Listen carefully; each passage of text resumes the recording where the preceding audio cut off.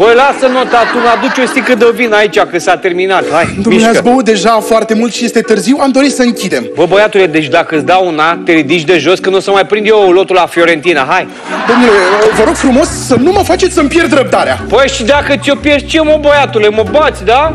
Bă, tu ai o față de te bate și Consuelo, nevastă mea. Băi, țiganule! Bă, băiatule, bă!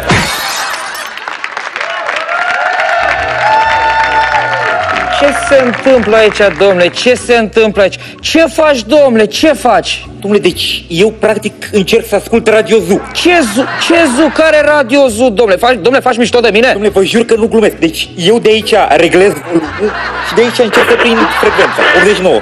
Domnule, tu faci mișto de mine? Domnule, vă jur că nu fac niciun fel de mișto. Ce s-a întâmplat aici? Pentru ce m-ați chemat? Domnule, eu nu v-am chemat pe dumneavoastră, domnule, pentru că eu n-am chemat poliția în viața mea. Păi urs în Golanul nu mai sunt, nu? Bine, n-are importanță cine m-a chemat. Important e că am ajuns în timp util. Păi ori sunteți punctual, ori nu mai sunteți. Păi, ia zi, ce ai avut cu el? Cu cine? Cu el? Cum cu cine? Cu victima? Domnule, de eu nu m-am atins de acest individ, vă jur, eu nu am făcut absolut nimic. Zău, și atunci de ce ești în bustul gol? Ha? Nu te-ai dezbrăcat cumva ca să iei la bătaie? Domnule, dați-mi voie să vă explic. Deci eram aici la acest bar și apostam câteva semințe și beam niște cola. Așa. Și la un moment dat, un individ dintre ei a venit și l-a apostat pământul cu o mare notă de a-ți uit. Ia stai așa.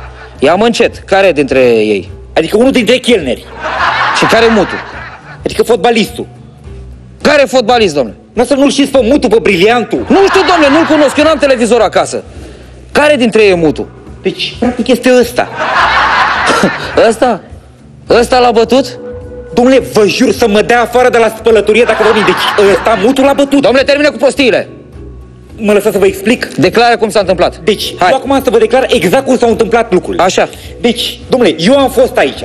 Așa. Era acești doi indivizi și la un moment dat, unul dintre ei, adică mutu, a venit ăsta la el și i-a dat mare notă de plată, de i-a țiuit. Și atunci ăsta i-a luat nota de plată și i-a julit-o. Deci chelnerul s-a chinuit foarte mult timp să facă nota aia de plată și ăsta a luat-o de ea mototolito.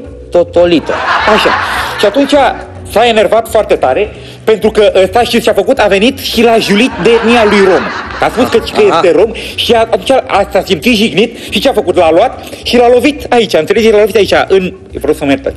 L-a lovit aici, în obrăjor, la frunticică, la năsuc și la urechiușă. Înțelegeți? I-a dat aici mare capac de țiuia. Așa. Și în continuare a venit așa aparat și i-a dat perversă sibutraminică ca pe Fiorentina și a deschis asta aici. Ce a făcut? Ce i-a dat? Perversă sibutraminică ca pe Fiorentina. Adică e un fel de perversă ca pe Târgu Ogna, numai care numere de Italia. Mă rog. Dar eu tot nu cred că individul ăsta, mutul ăsta, a făcut toate astea. Uite-te și tu la el, e praf. Acum, practic, nu mai este praf. Dom'le, ești sigur că s-a întâmplat așa? Vă jur să mă dea afară de la spălătorie dacă vă mint. Gândește-te de 2 ori înainte să semnezi declarația, pentru că mâine o să avem un test cu poligraful. Ai mai făcut tu poligraf până acum, nu? Deci eu am făcut sinuzită odată și de 2 ori rinită pentru că eram dependent de picături. Dom'le, de când stă mutul așa? Deci, practic, de o oră, 60 de minute, 3600 de secunde. Alo? Băi, ce fac, mă trezește acum, mă, când visam și eu frumos pe Alina Plugaru că intram la hotel?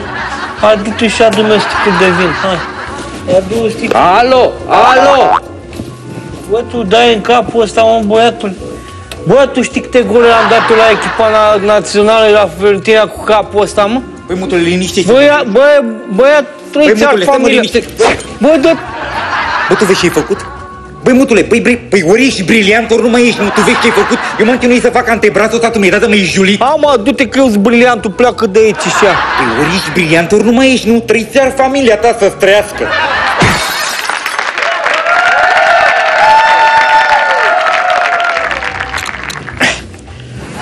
Eu m-am chinuit foarte mult timp ca să am încheieturile astea fine. Tu mi-ai dat de m-ai julit. Trăiți ar familia ta să-ți trăiască, știi ce pleacă de aici? Ce? Perversă occipital frontală de pe Târgu Ogna.